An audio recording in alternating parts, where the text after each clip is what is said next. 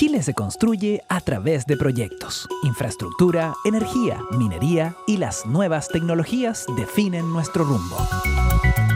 En Radio 13C iniciamos la ruta de la inversión para entender qué hay realmente en juego. Escuchas Luz Verde. Conversación, análisis y desarrollo con mirada estratégica. Conducen Sergio Sáez y Francisca Garrido. En Radio 13C. Ideas y actualidad.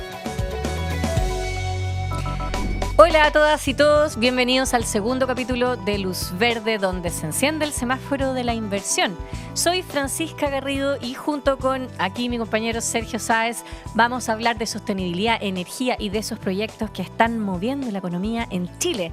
Hoy tenemos un programa de lujo y además podemos decir que Luz Verde ya lleva al aire durante 2 periodos presidenciales, entre el primer y el segundo capítulo.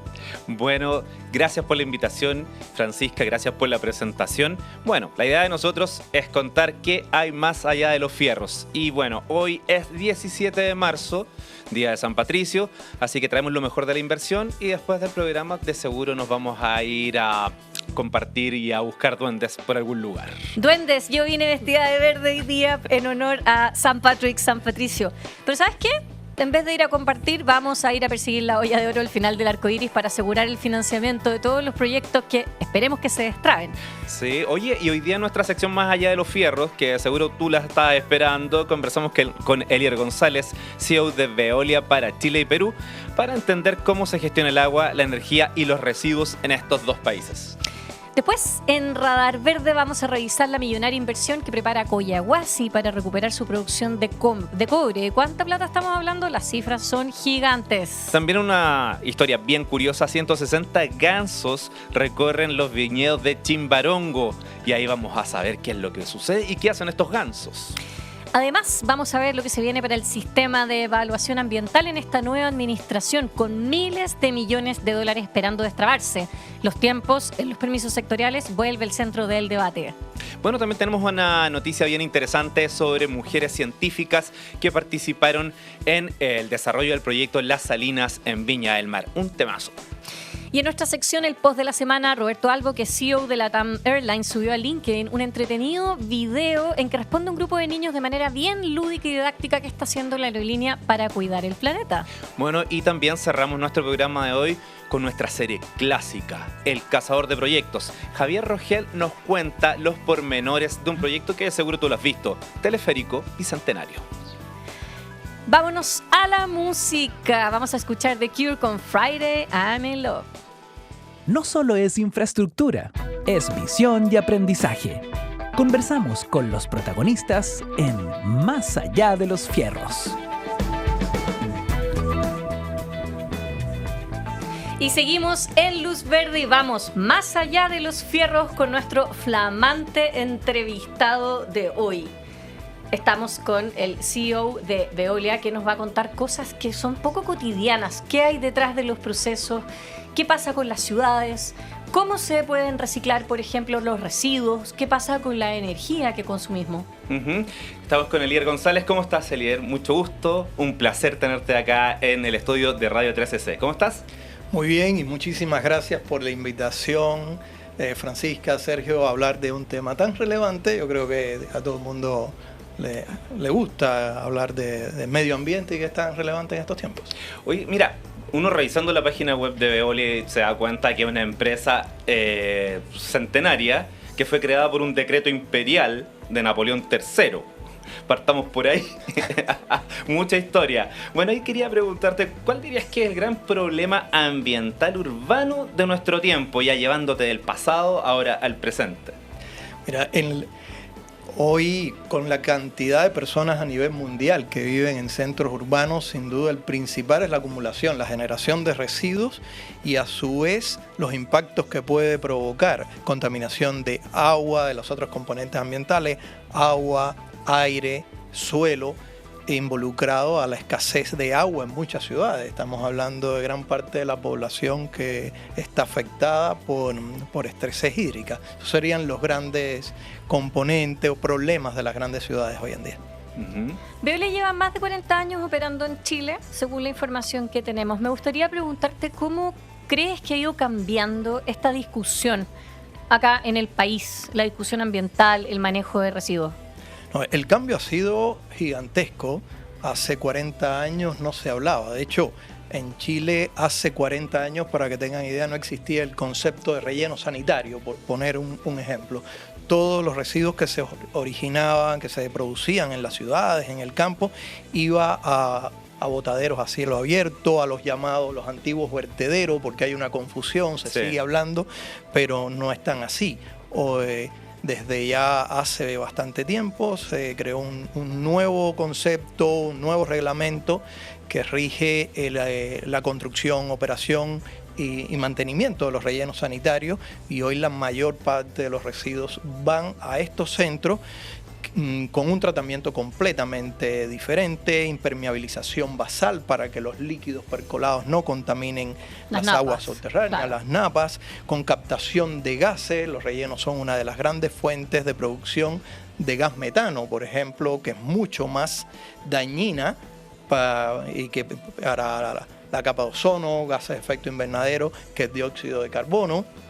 También tiene captación, control, destrucción del gas metano, cobertura para controlar las plagas, etc. Y eso fue un cambio muy grande y fue el primer cambio en cuanto a manejo de residuos de la ciudad. Y posteriormente la ley REP, que todavía está en sus comienzos, pero que es un gran cambio también. Así que el cambio ha sido bastante. Elier, ya que estamos hablando de rellenos sanitarios, quiero hacerte dos preguntas para que quienes nos están escuchando entiendan bien. Tú dijiste que hay una diferencia entre el vertedero o el botadero clásico y el relleno sanitario. Si nos pudieras explicar muy en simple, ¿cuál es esa diferencia? Y también hablaste de emisión de gas.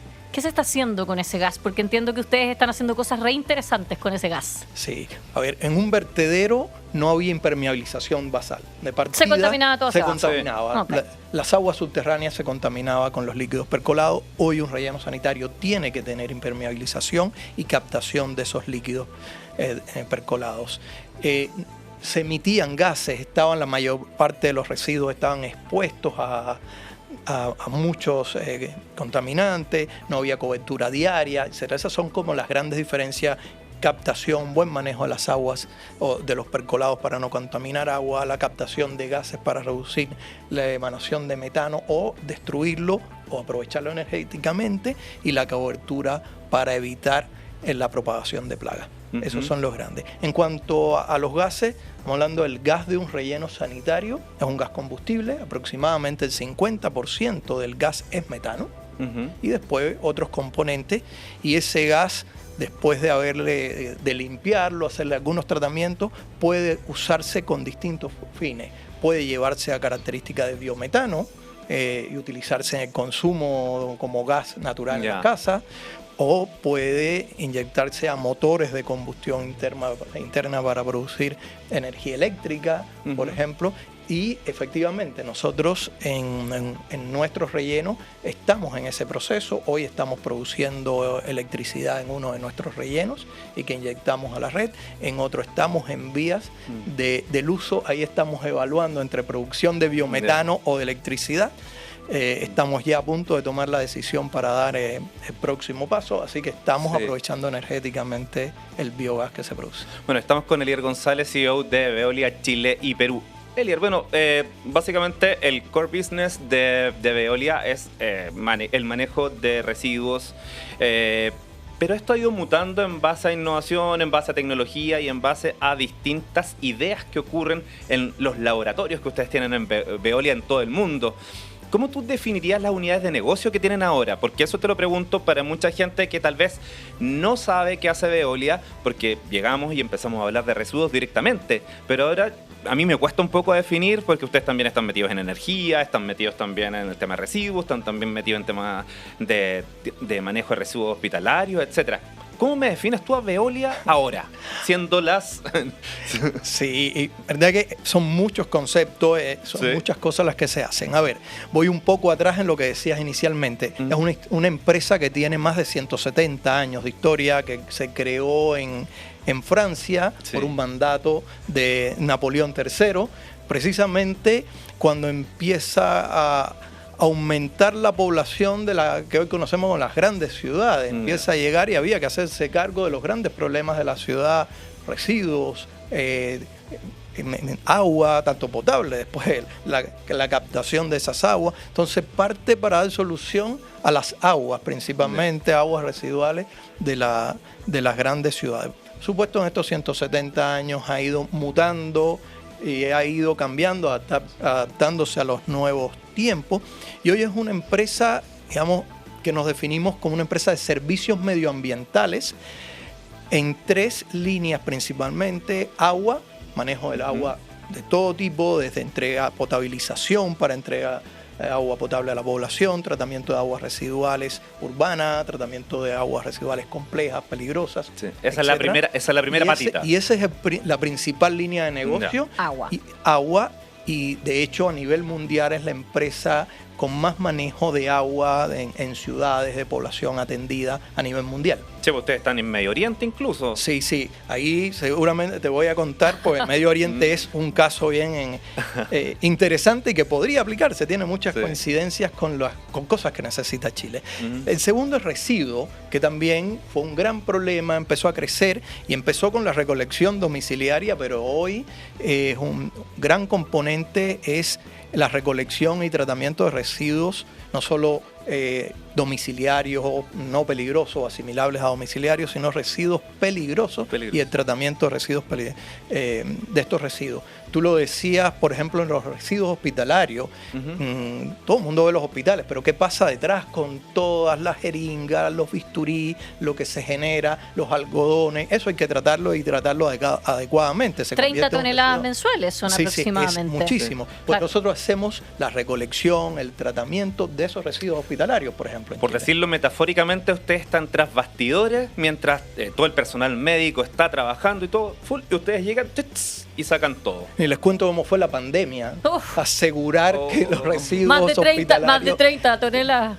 Es un trabajo muy dinámico, pero con una responsabilidad tremenda y que también ayuda a la descontaminación y también sirve para reciclar, para hacerlo de la mejor forma. Entonces, esa es la segunda componente de las cosas que hace Veolia. Y la tercera es la energía, pero energía desde el punto de vista de eficiencia energética o con fuentes renovables, produce mucho energía con biomasa, con los mismos residuos, el llamado waste to energy, en esa línea. Esas son las 3 componentes de los servicios medioambientales que presta Veolia a nivel mundial y que gran parte de ellos están presentes en Chile, que los ofrecemos acá.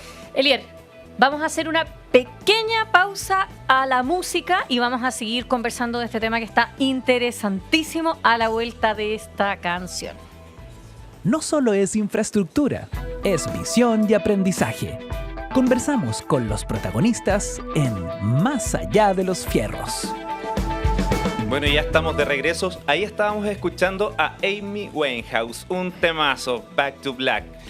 Bueno, ahora les recuerdo, amigos, que estamos hablando con Elier González, CEO de Veolia Chile y Perú. Elier, hay un tema que yo lo encuentro fascinante, por ejemplo, el desarrollo de energía con residuos agrícolas, por ejemplo. A ver, una pregunta directa y al callo. Yo, por ejemplo, ¿puedo generar energía en base a ciruelas, por ejemplo? Sí, por ejemplo, eso es muy buena pregunta.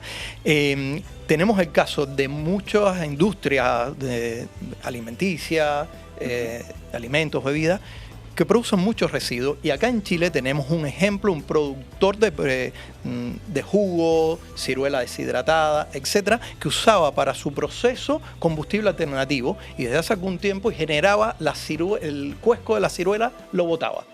Entonces tenía que pagar por la disposición final del cuesco. Le propusimos evaluar el poder calorífico del cuesco, diseñamos una caldera para combustionarlo.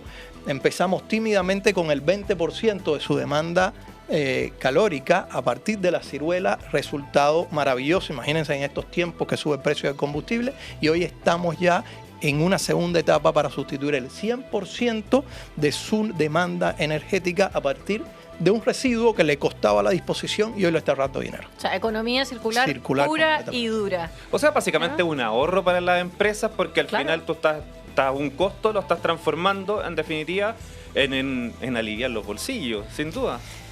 Mira, este es un programa de inversiones y de sostenibilidad también. Entonces no puedo dejar de preguntarte que Chile llevamos debatiendo ya durante un tiempo importante lo de la permisología, las inversiones, lo trabado que ha estado todo, y me gustaría preguntarte, desde una empresa que desarrolla infraestructura ambiental, ¿cómo ha sido para ustedes? ¿Cómo lo ves? ¿Qué se espera? Oye, efectivamente no es un mito el tema de la permisología, ha sido complicado, pero tampoco es una limitación, un tabú para seguir. Chile es un país lleno de oportunidades y la verdad que estamos súper optimistas y creemos que se va a seguir ampliando, se va a ir regulando en pro, las mismas autoridades se han dado cuenta de este freno y eso va a dejar de ser un obstáculo. O sea, hay optimismo en el fondo de que vamos a tener quizás una regulación más ágil, proyectos que van a poder destrabarse con mayor velocidad. Sin duda, sí. Buenísimo. Un tema que ustedes también, bueno, yo ahí empecé a hurguetear dentro de toda la información de Veolia, que también uno de los elementos que a ustedes les llama mucho la atención es la desalación del agua. Incluso se ganaron una licitación para la zona central.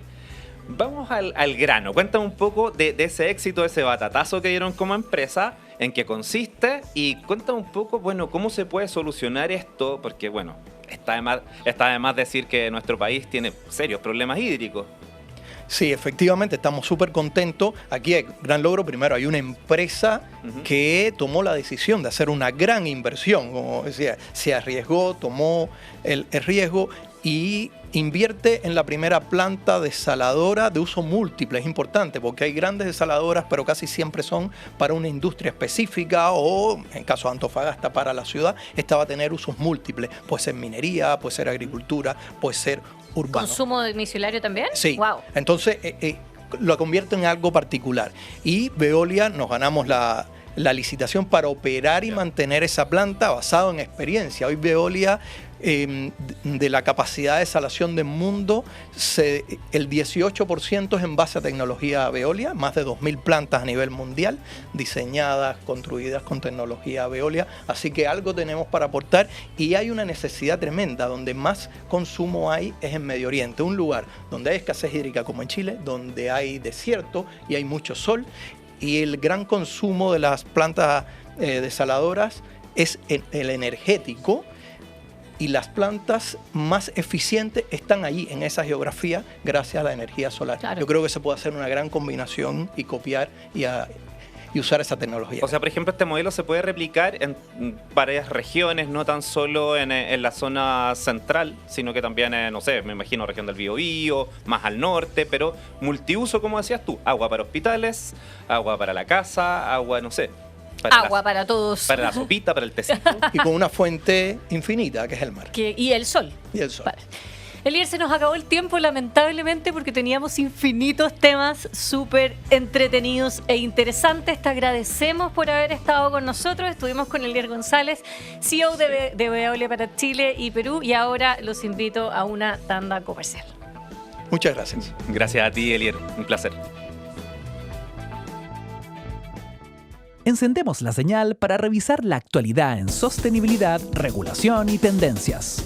Esto es Radar Verde. Bueno, y ya estamos de regreso en Luz Verde en Radio 13C. Ideas y actualidad. Francisca, querida, te cuento. Te traigo una noticia bien grande desde la minería. A ver. Sí, Collahuasi anunció que invertirá unos 1.300 millones de dólares este año para ampliar capacidad, modernizar infraestructura y modernizar y mejorar su operación. Harta plata. A ver, ¿cuánto es eso? Pero aterrízame la cifra, porque la verdad es que 1.300 millones... Sí, bueno, vamos a desempolvar el Excel y te cuento, es mucha plata, son 1,2 billones de pesos. Para ponerlo en simple, con esa plata, espérate, vamos a sacar el Excel, con esa plata podrías comprar más de 300 millones de completos de 3.000 pesos. O algo así como 20.000 departamentos de 60 millones de pesos. Para invertir, está bueno. Sí, sí. Y en 2025, bueno, esto lo hace Collahuasi porque, bueno, quiere mejorar de cierta manera la producción de 406.000 toneladas que tuvo. ¿Y por qué ahora? Porque, bueno, evidentemente sabemos que ahora los precios son mucho mejores, los precios del cobre, y evidentemente imagino que muchas empresas y muchas compañías mineras quieren mejorar sus operaciones y además quieren tener un cobre de mejor ley.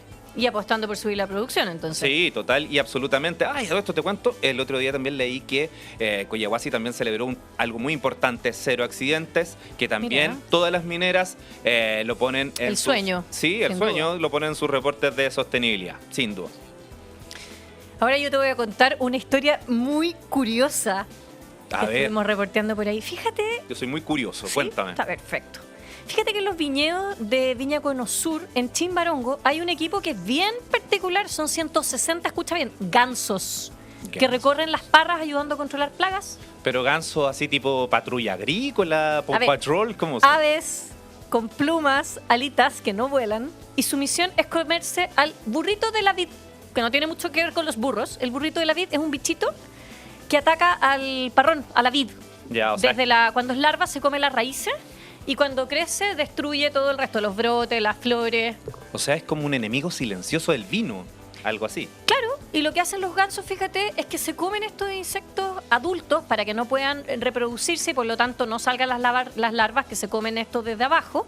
Y también los gansos se comen la maleza que compite con la planta y con su caquita, Ah, con su caquita. claro, fertilizan el suelo naturalmente. Muy bien, oye, multifuncional total y usan su caquita, que es lo mejor. Por supuesto, o sea, es residuo también, utilización de residuo completo. Esta historia, mira, fíjate, salió en El Desconcierto y según el gerente agrícola de la viña, en los sectores donde se mueven los gansos no han tenido que hacer controles químicos contra la plaga. Mira tú, o sea, los gansos son como la barrera natural ahí. Claro, porque se ocupa muchísimo plaguicida por hectárea. Según la FAO, Chile usa cerca de 9 kilos de plaguicida por hectárea, cuando el estándar de la OCDE, que tanto nos gusta compararnos, Sí. es de 2,4, o sea, 4 veces más. Y además tengo otro dato súper interesante. En el sur hay un campo que se llama el Fundo Punta Callao, donde tampoco se usan pesticidas, sino que se hace un pastoreo holístico con las vacas y han logrado reducir las emisiones de metano en vacas. Pero eso se los voy a contar en detalle en otro capítulo. O sea, ahí las patrullas son las vacas. Claro. Ah, perfecto. Oye, te cuento en otra noticia interesante. El otro día estaba revisando el LinkedIn y vi un informe bien interesante realizado por el estudio de abogados Carrasco y Benítez y tiene relación con uno de los primeros decretos que firmó el presidente José Antonio Kast. Y eso apunta directo a trabajar el tema del cuello de botella que hay con ciertos permisos de proyectos de inversión. ¿Y qué tan grande es ese cuello de botella, Sergio? Bueno, grande. Te cuento, por darte un número, hay 394 proyectos en evaluación ambiental en Chile, entre minería, energía, inmobiliario y otros sectores. Y en total representan unos 81 mil millones de dólares en inversión potencial. Otra cifra estratosférica. A ver, aterrízame Ya. los 81 mil millones, por favor. Vamos aterrizando con Por esa favor. plata. Bueno, sacamos el Excel nuevamente y para aterrizarlo con esa plata, te cuento, podrías comprar 2.000 millones de vinilos de Queen. Si cada uno de estos tuviera un precio de $40 más o menos, básicamente podrías poner un disco de Bohemian Rhapsody en cada casa del planeta, más o menos. Ahí tienes como un aterrizaje bien. Harta música para destrabar la economía. Sí, si la música y el destrabamiento de proyectos vienen de la mano. Por Sí. supuesto, pero ¿hay algo más específico que me puedas contar para dentro de este sistema? Mira, hay 51 proyectos con reclamaciones pendientes que ya tienen aprobación ambiental, pero siguen frenados por trámites administrativos. Y en total hay unos 16 mil millones de dólares de inversión detenida.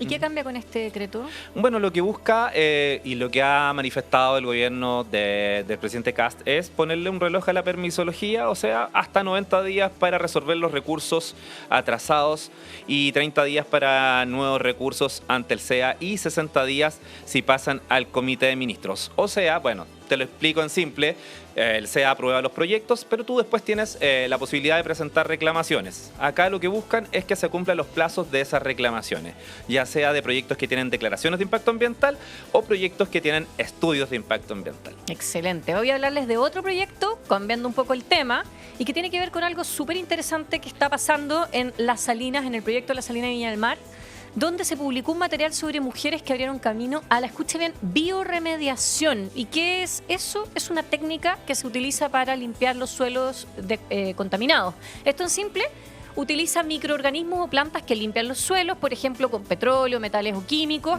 Y muchas de las bases científicas de estas técnicas vienen de un trabajo de investigadoras que llevan décadas estudiando estos procesos. ¿Y ahí quiénes son las profesionales que trabajaron en esto, en este gran proyecto ligado? Mira, voy a nombrar algunas. Sí. Julia Fogg, que es microbióloga canadiense, que investigó bacterias capaces de degradar hidrocarburos en suelos contaminados. Está Lisa Álvarez Cohen, ingeniera ambiental, que estudió cómo estos microorganismos transforman los contaminantes en los suelos y en las aguas subterráneas. Está Lena Ma, que descubrió plantas capaces de absorber arsénico, y otras científicas como Raina Mayer o Judy Wall, que investigaron cómo los microbios ayudan a recuperar ecosistemas contaminados. Oye, Superinteresante. lo de las salinas es realmente un proyectazo, así que yo creo, Francisca, que para las próximas ediciones de Luz Verde deberíamos invitar a los amigos de la inmobiliaria ligada a Copec para que nos cuenten un poco de qué se trata, porque Excelente. yo no encuentro un temazo la recuperación de este terreno. Oye, ¿vamos a escuchar algo de música? Vamos a la música. ¿Te parece? Vamos a escuchar algo de Queen. Esto es A Kind of Magic, del disco homónimo del año 1986. Bajamos la guardia para analizar lo que marcó la pauta en redes. Es el posteo de la semana. Bueno, ya estamos de vuelta, querida Francisca Javiera. ¿Te gustó la canción o no? Buenísima. Pero no me digas Francisca Javiera, por favor. Bueno, ya, Francisca Javiera. Oye, te cuento que una de las Sergio secciones, una de las secciones que más ha sido comentada de Luz Verde es el posteo de la semana. Nosotros toda la semana empezamos a escarbar en LinkedIn, en todas las redes sociales de nuestros stakeholders, de nuestros amados, no, por decirlo de cierta manera, personas que generan proyectos de inversión. Y acá tenemos uno bien interesante porque tiene relación con el CEO de LATAM Airlines, Roberto Albo, que subió un video bien entretenido respondiendo a algunas preguntas de niños de distintos países de Latinoamérica. Fíjate que no solamente lo vi, le puse el primer like. El primero. El primer like, y se lo mostré a mi hija de 8 años, porque como había niños participando, que lo encontré súper interesante, porque fue una forma de darle una vuelta a que la LATAM Airlines fue elegida la quinta aerolínea más sostenible del mundo. Y a través de preguntarle a los niños cómo ven la aviación en el futuro, que cuidaban animales. Muy, muy, muy bueno. Les invitamos a que vayan y revisen ese post porque tiene información súper interesante y está con una vuelta bien lúdica, bien entretenida, y que mi hija de 8 años lo entendió perfecto. Me encantó. Mira, acá yo lo estaba revisando recién y ahí Albo explica varias cosas interesantes.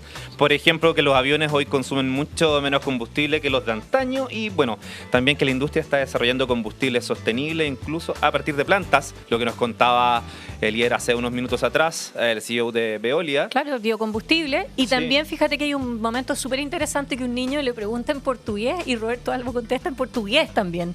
Entonces Sí. también eso incluye a más gente, y están los niños ahí en los hangares, también en estos como toboganes de emergencia. Muy, muy bueno el video. Les gustó, así que bueno, ampliamente recomendado para todos nuestros amigos de Luz Verde. Perfecto, y ahora nos vamos a la música. Escuchamos YouTube con Beautiful Day. Salimos a terreno para desmenuzar los hitos y desafíos de las obras que transforman a Chile. Escuchamos el informe de El Cazador de Proyectos. Seguimos en Luz Verde y ahora abrimos una sección que nos gusta mucho porque nos obliga a mirar la ciudad con otros ojos. A veces vamos caminando, vemos grúas, torres, grandes obras y no nos damos cuenta que hay detrás. Bueno, exacto, Francisca. Bueno, y muchas veces para saber qué es lo que se está construyendo en Santiago, nosotros tenemos a una persona especializada en eso. Nuestro cazador. Nuestro cazador de noticias. Nada más ni nada menos que Javier Rogel. ¿Cómo estás, Javier? ¿Cómo estás, Sergio? Francisca, ¿qué tal? Muy bien. ¿Cómo te ha tratado la vida, Javier? ¿Todo bien? Dormido poquito. Bueno. Ser papá es una experiencia. primerizo de un bebé. claro. Sí, muy Experiencia bien. vital, como dicen. ¿Qué nos tienes para hoy, cazador de Vengo proyectos? con una pregunta inicial A que les quiero preguntar. ¿Cuánto se demoran ustedes hoy desde ir desde Ciudad Empresarial hasta el Costanera Center, Sanhattan? Depende de la hora, pero puede ser si no hay nada de taco, 15 minutos, 20 minutos, y con taco 1 hora, y con mucho taco 1 hora y media. Y con Bueno. mucho taco puedes estar eternamente en el taco.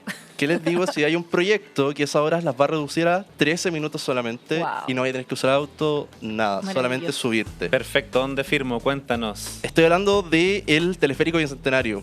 Yo el otro día caminando por Nueva Tajamar, cerca del Costanera Center, veo hacia arriba, gran estructura, un proyecto que se concesionó en el 2018. Ya. Vamos con las cifras primero, ¿cierto? Sí, pues, y bien aterrizada. Y por bien favor. aterrizadas Sí, para por que favor, en nos castellano, entiendan que se todo. entienda. Este teleférico va a tener 3,4 kilómetros de recorrido y 3 estaciones principales. Te cuento, la que está en el Canal San Carlos, al lado del Costanera Center, Ya. en el Parque Metropolitano, en el sector de la Pirámide, donde tú vas a correr recurrentemente, Yo no Francisca. corro, Sergio corre, yo ando en bici a veces. Yo nado. Y en Santa Clara, en Ciudad Empresarial en Huechuraba.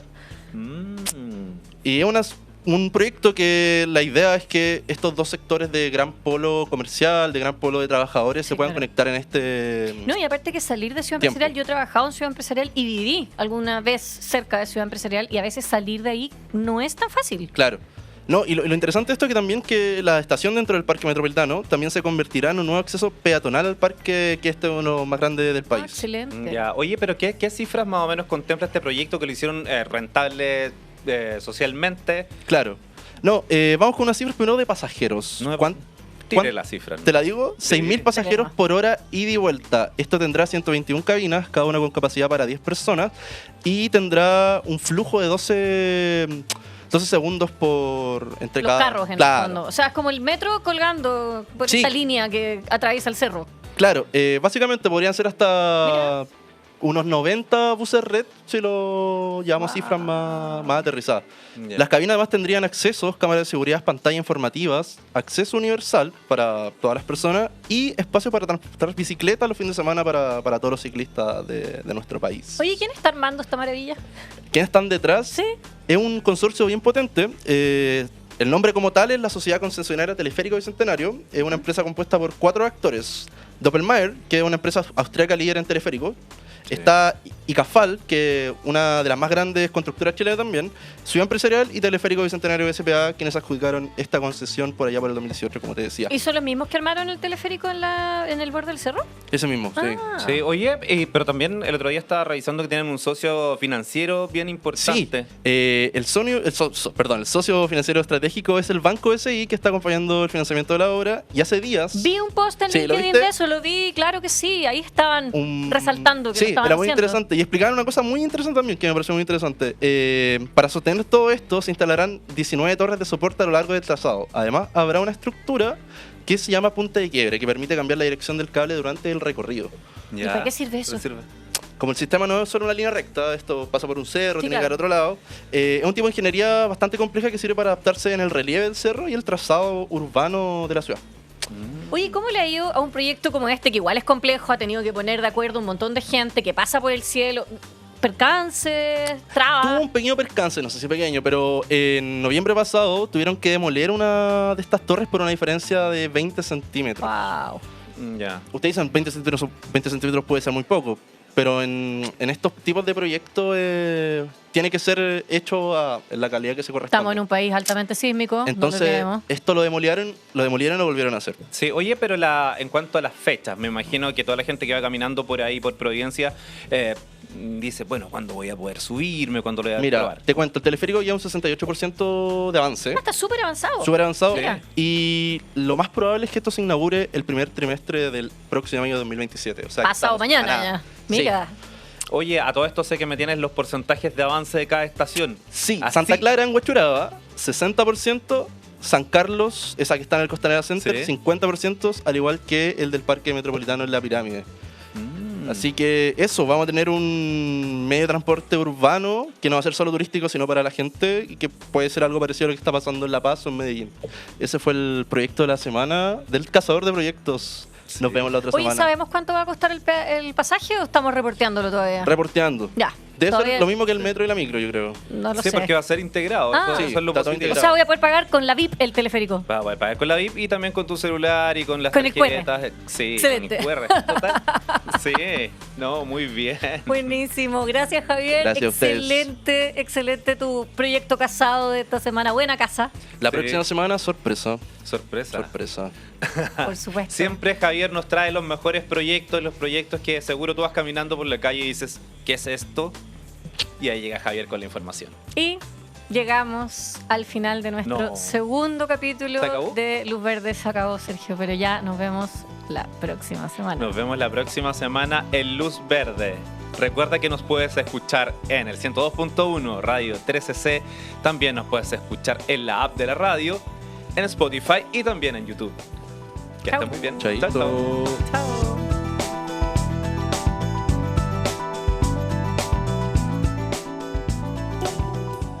El sonido del desarrollo no se detiene. Sergio Sáez y Francisca Garrido vuelven el próximo martes con Luz Verde. Para seguir traduciendo el lenguaje de la inversión y la sostenibilidad con rigurosidad y relajo. En Radio 13C. Ideas y actualidad.